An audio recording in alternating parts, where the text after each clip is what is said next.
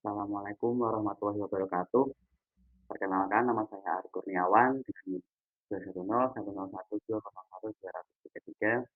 Pada kesempatan kali ini saya akan mempresentasikan tugas rekayasa nilai, yaitu studi kasus mengenai proyek State Road 826 Palmetto Expressway Managed Land PTNA Study.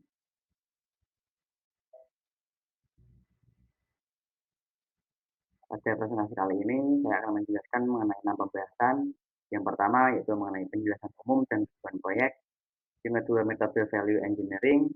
Yang ketiga, data ekonomi, model biaya, dan perkiraan. Yang keempat, evaluasi. Yang kelima, rekomendasi value engineering. Yang keenam, penerimaan dan implementasi manajemen. Untuk yang pertama, yaitu penjelasan umum dan tujuan proyek. Tim studi rekayasa nilai value engineering itu dilaksanakan pada 14 sampai 18 Mei 2012, yaitu dengan metodologinya sudah jelas, yaitu value engineering untuk meningkatkan proyek studi pembangunan jalur dan lingkungan atau PDNE Jalan Negara I26 Palmetto Expressway. Studi value engineering menganalisis peningkatan nilai untuk membangun 11 feet 2 jalur terkelola dan 11 feet 4 jalur umum dengan lebar media mulai dari 12 feet atau 12 kaki, yaitu 57% dari panjang proyek, hingga kurang dari 4 kaki di titik-titik tertentu seperti NW 133. Tujuan dari studi ini adalah untuk menambah 2 jalur ekspres di setiap arah sepanjang bagian tengah koridor. Sedangkan tujuan dari penelitian ini adalah untuk mengidentifikasi peluang dan merekomendasikan konsep yang dapat meningkatkan nilai dalam hal biaya modal, kemampuan konstruksi, pemeliharaan lalu lintas, dan persyaratan fungsional dasar proyek. Memasuki bagian yang kedua yaitu metodologi value engineering. Pada awal metodologi itu dilakukan tahap prastudi, yaitu persiapan prastudi untuk upaya value engineering yang terdiri dari penjadwalan peserta studi dan tugas, revisi dokumen, mengumpulkan informasi latar belakang yang diperlukan tentang proyek, dan menyusun data proyek menjadi model biaya. Memasuki bagian kedua yaitu studi lokakarya value engineering, yaitu tim atau peserta dari value engineering adalah perwakilan dari konsultan PCNA. Lokakarya value engineering membahas mengenai rencana kerja. Yang termasuk dalam rencana kerja adalah yang pertama, fase pengumpulan informasi, yaitu konsultan manajer proyek memberikan informasi tentang proyek kepada tim value engineering untuk mengetahui kondisi dan keputusan yang mempengaruhi perkembangan proyek yang harus ditinjau dan dipahami. Kemudian memasuki tahap yang kedua dari studi lokakarya yaitu tahap identifikasi fungsi dan analisis biaya. Model biaya yang dikembangkan pada proyek diatur oleh elemen konstruksi utama yang akan digunakan untuk mendistribusikan biaya berdasarkan elemen proyek untuk melayani sebagai dasar untuk mengkategorikan fungsi alternatif dengan cara membuat diagram FAS atau diagram teknik sistem analisis fungsi atau FAS. Untuk perkiraan biaya dapat dilihat pada tabel yang tertera pada layar.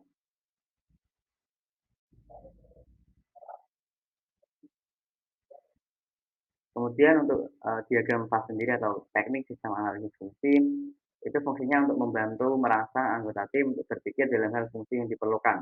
Bukan hanya untuk mencari solusi yang normal, tapi juga untuk meningkatkan pengembangan ide kreatif mereka. Karena pada FAS ini berisi ide-ide yang akan diusulkan pada setiap item pekerjaan. Mulai dari item pekerjaan yang kompleks atau yang penting sampai item pekerjaan yang sebagai item pekerjaan pendukung atau yang kurang penting. Selanjutnya masuki fase kreatif. Pada saat ini melibatkan penciptaan dan ide-ide yang dipikirkan oleh tim value engineering. Selama fase ini, tim value engineering mengembangkan ide sebanyak mungkin untuk memberikan suasana kreatif dan membantu anggota untuk berpikir out of the box. Pada fase kreatif ini tercipta atau telah terpikirkan 31 ide kreatif dan 11 ide yang dievaluasi untuk dilaksanakan penilaian atau untuk dinilai. Kemudian akan dianalisis dan dikembangkan lagi oleh tim studi value engineering menjadi rekomendasi yang layak untuk peningkatan nilai dan digunakan. Untuk summary kreatifnya sendiri dapat dilihat pada tabel pada salah satu item pekerjaan, itu pada pekerjaan manajemen atau jalur terkelola. Selanjutnya itu tahap evaluasi. Saat ini tim value engineering menilai ide-ide yang dihasilkan selama fase kreatif. Keuntungan dan kerugian dari setiap ide dibahas dan dibuat suatu matrik untuk membantu menentukan ide dengan tingkat tertinggi sampai yang terendah. Apabila menemukan ide-ide yang tidak relevan atau tidak layak, terus ditambahan maka ide tersebut akan diabaikan. Sedangkan untuk ide yang dianggap relevan akan dilaksanakan atau akan ditinjau kembali pada tahap pengembangan. Hanya itu tahap pengembangan, yaitu setiap ide yang dinilai tinggi diperluas menjadi solusi yang diterapkan. Pengembangan terdiri dari deskripsi ide, perbandingan biaya siklus hidup, dan jika dapat diterapkan, dan evaluasi deskriptif tentang keuntungan dan kerugian dari ide yang diusulkan.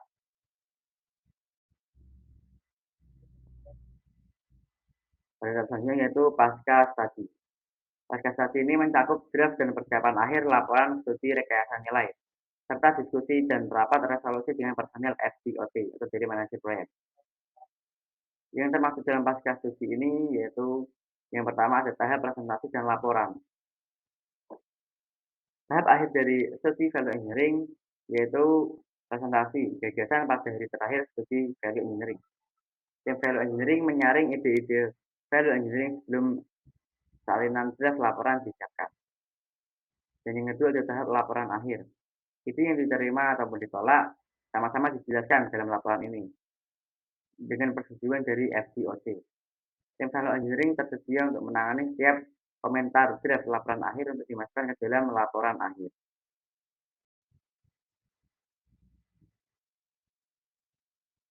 Kemudian setelah dilakukan metodologi value engineering, terdapat batasan-batasan pada proyek yang ditinjau. Yang pertama mengenai fungsi, saran, dan tujuan. Pada tahap ini, eh, hal yang di-highlight adalah mempertahankan tingkat layanan, meningkatkan operasi, mengurangi kemacetan, meningkatkan kapasitas, dan menambah jalur. Kemudian yang kedua ada kebijakan dan arah proyek. Proyek harus memenuhi kriteria ekonomi, desain teknik, lingkungan, dan sosial budaya. Memenuhi tujuan rencana transportasi jarak jauh untuk pengembangan masa depan. Yang ketiga ada kondisi dan pertimbangan umum proyek, yaitu dengan memperhatikan dokumen PTNA dan dokumentasi cadangan yang disiapkan oleh IRS Corp.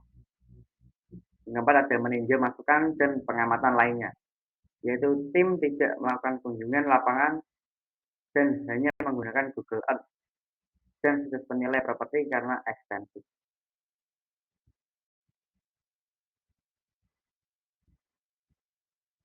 Kemudian dilaksanakan suatu data ekonomi atau data-data yang dibutuhkan pada saat estimasi biaya.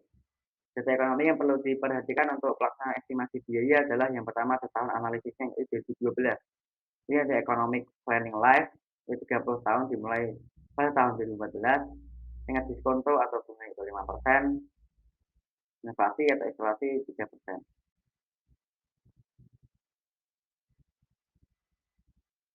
Kemudian kita masuk bagian keempat, yaitu evaluasi. Pada fase kreatif, banyak ide, proposal, atau rekomendasi dari value engineering yang dihasilkan pada setiap fungsi yang diperlukan.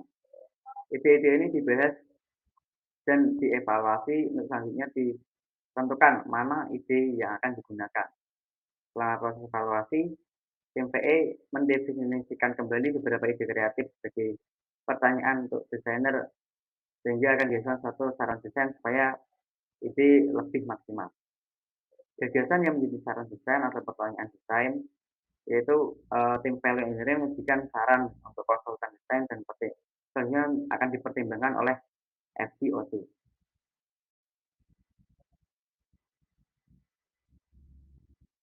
Selanjutnya masuk ke bagian yang kelima, pembahasan yang kelima yaitu rekomendasi. Rekomendasi ini adalah perbandingan antara proposal tim value engineering dan konsep asli desainer. Setiap proposal terdiri dari ringkasan desain asli, deskripsi perubahan yang diusulkan dan dievaluasi. Yang dievaluasi adalah keuntungan dan kerugian dari rekomendasi yang diusulkan. Kemudian ada sketsa dan perhitungan yang ditampilkan jika sesuai. Rekomendasi ini berisi ada evaluasi rekomendasi. Itu beberapa rekomendasi value engineering yang berpotensi menghasilkan suatu penghematan. Jika satu diterima, maka yang lain mungkin perlu atau juga tidak perlu ditambahkan. Kemudian ada pertimbangan dan asumsi. Dalam penyusunan laporan ini dan alternatif selanjutnya, tim studi membuat beberapa asumsi berhubungan dengan kondisi yang mungkin terjadi di masa mendatang. Memasuki rekomendasi yang pertama yaitu rekomendasi nomor 6, yaitu pertimbangan 4 plus 1 dengan guru penuh prosedur terkelola di setiap arah.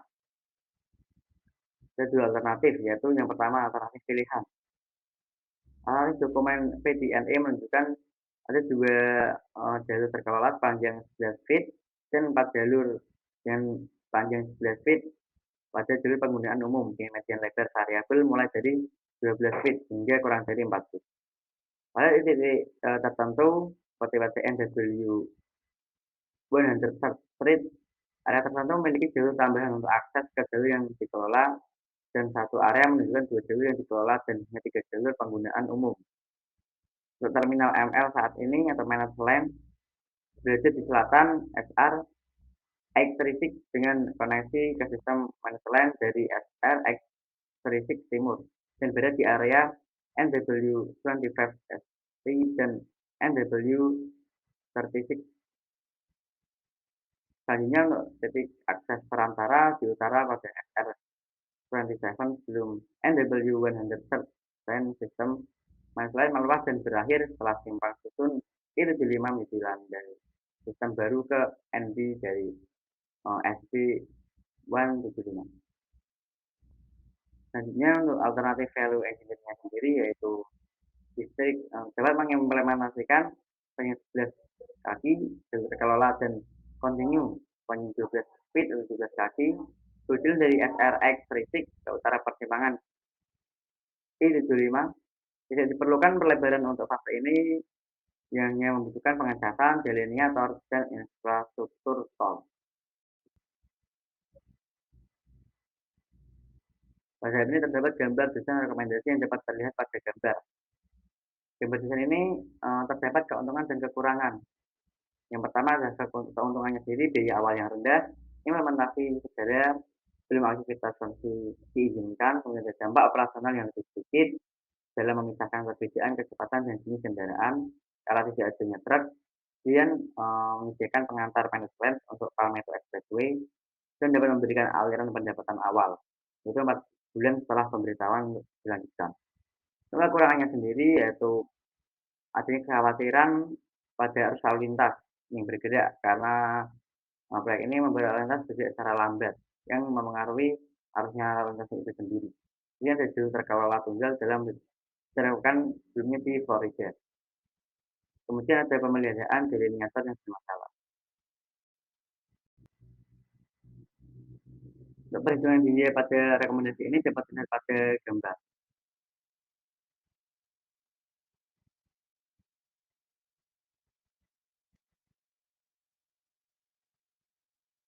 Masih rekomendasi yang kedua yaitu rekomendasi nomor 13, itu dari jalan NW36 hingga NW85 meluruskan kembali jalur utama ke utara sampai timur di sepanjang jalan depan. Alternatif pilihannya yaitu dokumen PDNI menunjukkan pelebaran kecil SRX jika dua arah dari NB sampai SB dari NB juga 36ST ke NB 58 ST karena kendala track of way di kedua sisi. Jalan lokal di sebelah timur yaitu milik pemerintah setempat. Pencarian judul saat ini sedang dilakukan untuk menentukan kepemilikan dan lokasi atau batasan yang tepat. Area yang terletak di sebelah barat sebagian besar merupakan rerumputan dan milik pribadi. Kemudian terdapat alternatif value engineering. Yang pertama, itu jika terdapat suatu privat dari RNW itu torek FB-nya sepanjang sisi timur dari yaitu sisi timurnya itu NB SR 826. Ini yang derajat dengan garis tengah dapat digeser sekitar 6 kaki ke timur untuk menimbulkan bahu bagian dalam panjang 12 kaki ke arah SB. Dinding penghalang luar atau SB yang diusulkan dalam PGNE akan digeser 10 kaki ke bagian timur.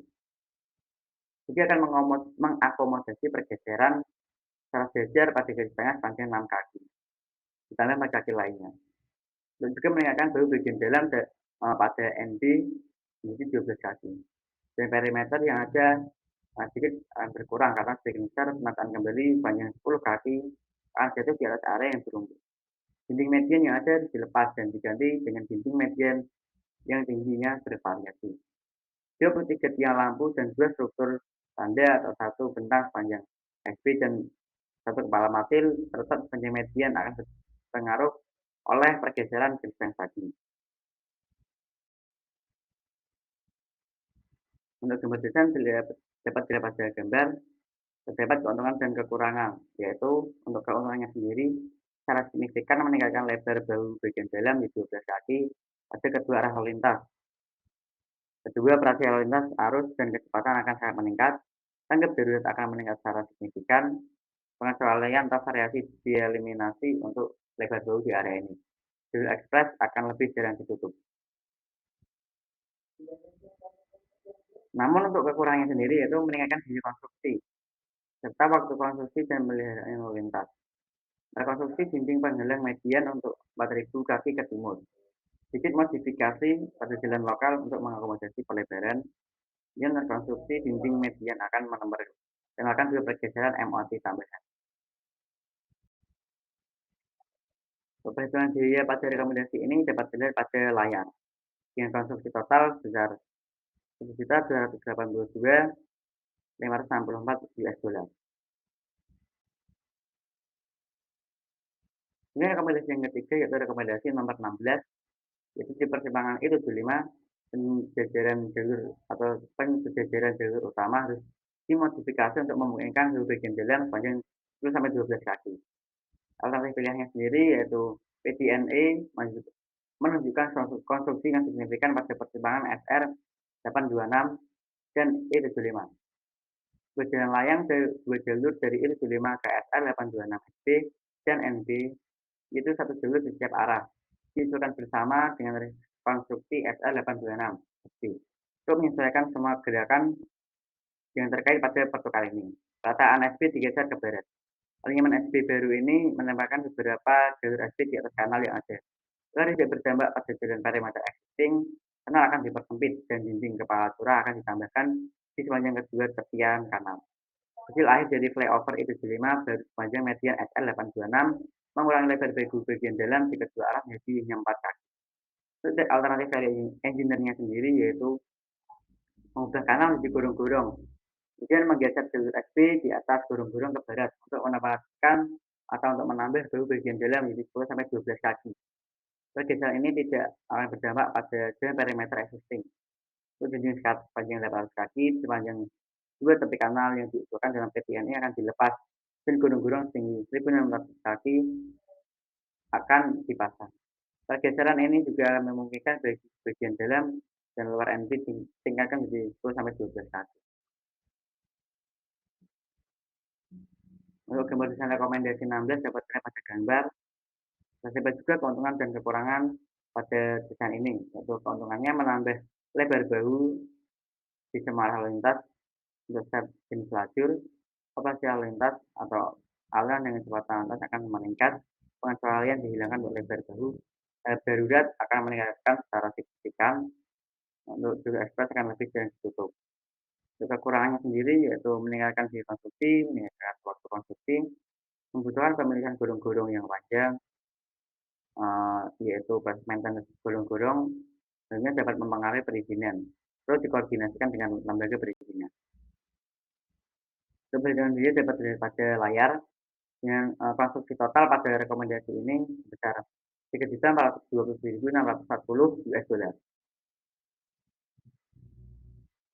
Masuk rekomendasi yang keempat yaitu rekomendasi nomor 19, yaitu antara jalan NW 74 dan Okeechobee Road memperlebar jalur selatan sampai barat untuk menyediakan bahu bagian dalam sepanjang 12 kaki dengan menyetel kembali jalan masuk di road Okeechobee atau membeli tiket jalan agar dapat, menjadi milik jalan Okeechobee.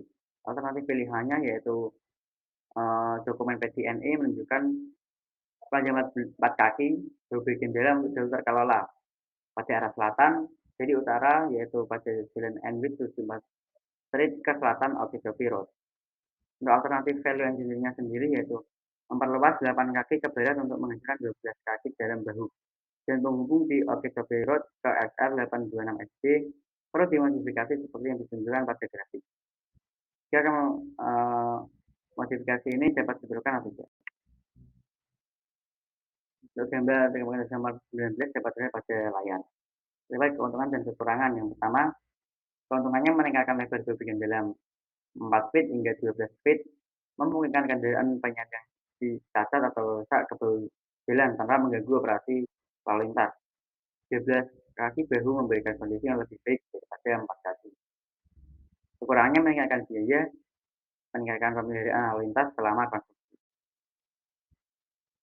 Perbedaan biaya dapat dilihat pada gambar dengan konstruksi totalnya yaitu 7.632.372 US dollar. Ini rekomendasi yang kelima yaitu rekomendasi nomor 22, yaitu pada bagian 5 membuat median dan jalur sepanjang 11 kaki untuk proyek sehingga menghindari penggilingan dan pengerjaan ulang pelapisan ulang. Juga memperpanjang jalur kelima menuju utara menuju ke selatan. Alternatif pilihannya yaitu pada batas ini menunjukkan tumpangan tindih sampai konstruksi yang berlangsung. Sehingga departemen saat ini bernegosiasi dengan tim Center untuk merevisi ruang lingkup pekerjaan di sepanjang SR 826 untuk memodifikasi trotoar baru dan drainase untuk proyek manusia di masa depan. Modifikasi ini tidak termasuk perubahan pada fiction court dan tin and trotoar marka. Pemegang konsensi harus menggiling dan melapisi kembali jalur gesekan dan memasang marka perkelihatan jalan baru dengan cat dan termoplastik untuk delineasi jalur terkelola. Konstruksi jalur terkelola juga harus mengubah lokasi mahkota jalan NBSD di lokasi di mana mereka jatuh dalam jalur roda. Untuk alternatif value engineering-nya yaitu tim joint venture bagian 5 akan membangun jalur gesekan mengubah lokasi front dan strip SR 826 antara NW pada jalur NW7 strip dan NW25 strip untuk menyesuaikan konfigurasi akhir dari proyek jalur yang terkelola. Gesekan dan striping untuk jalur terkelola tambahan akan digambarkan untuk sementara dengan marka pergeseran gor. Selama konstruksi jalur terkelola, jalur gesekan dan jalur akhir serta bahu tambahan akan diselesaikan oleh pemegang konsesi. Gambar desain rekomendasi nomor 22 dapat dilihat pada gambar. Dan keuntungannya yaitu lebih sedikit biaya keseluruhan karena menggunakan pengerjaan ulang atau pelapisan ulang. Opini publik yang kurang negatif dengan konstruksi yang daya boros dan jamak lalu lintas tambahan. Kekurangannya yaitu mengalihkan biaya pekerjaan ini ke proyek bagian 5 serta upaya desain untuk bagian 5.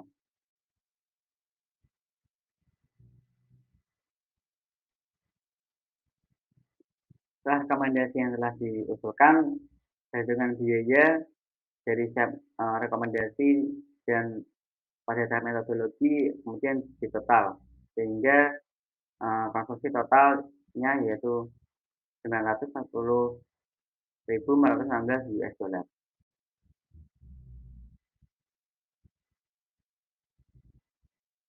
Kemudian selanjutnya itu nomor 23 yaitu menambahkan batas kecepatan variabel ke jalur serbaguna.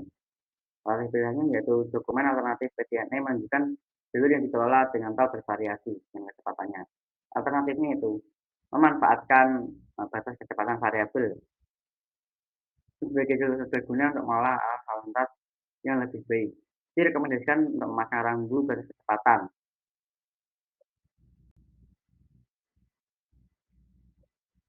Keuntungannya yaitu meningkatkan operasi dan secara aktif mengelola di jalur bagian umum, meningkatkan throughput diantisipasi karena variasi kecepatan yang diperhatikan, memberikan kecepatan yang lebih konsisten.